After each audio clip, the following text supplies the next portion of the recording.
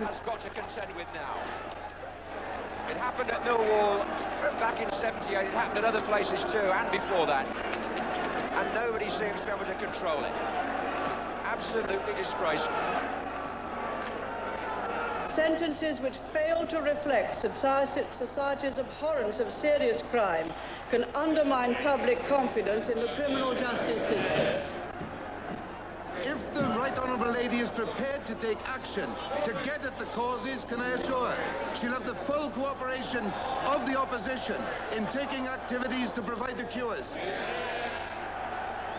I'm calling for a report from the Football Association within a week on what action they intend to take to deal with those clubs, some of whose followers have a history of violence. The time for talking and commissions and inquiries is over, and we must have action.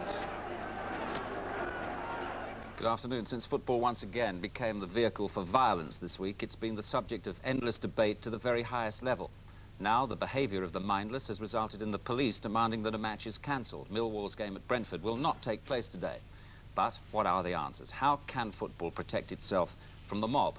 Today we hear from former Sports Minister Dennis Howell, from the police chief in charge at Luton on Wednesday, and from ex-England manager Don Revie, whose former club Leeds had its own problems with the hooligans. Violence by the actions of its principals, the players, has become the modern-day battlefield for the social misfit. It's the meeting place for those inclined to mob violence. Their purpose is the violence itself.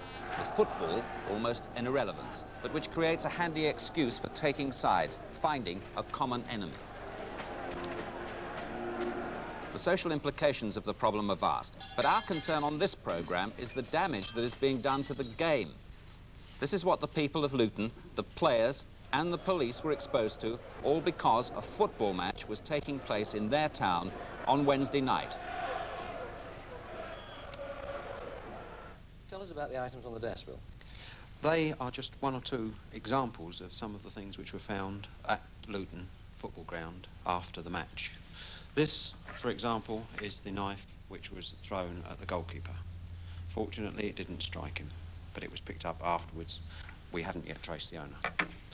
This was taken from a policeman's helmet, and it obviously had embedded itself in there, and the helmet had served to protect him. Had it been thrown, or was that stuck in? We can't tell. We were not aware of how it came to be in the policeman's helmet. It was found in the policeman's helmet on the outside. There were people that undoubtedly got away with criminal acts. There were people that undoubtedly got away with public order acts. It's my concern that, however, that we mustn't jump to immediate responses to this situation. We've got to now sit down, we've got to think it through, we've got to debrief, we've got to consider, reconsider, and then come up with an answer, acknowledging that it won't be a panacea. What it will be is a situation where we have looked at a particular incident.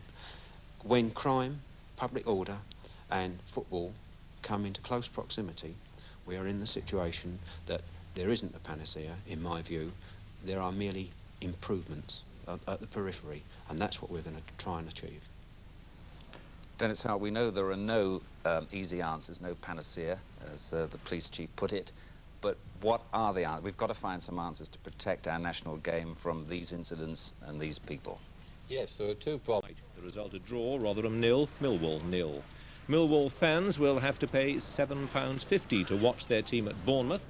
The £5 surcharge follows the recent crowd trouble, but will be refunded if there's no violence at the fixture.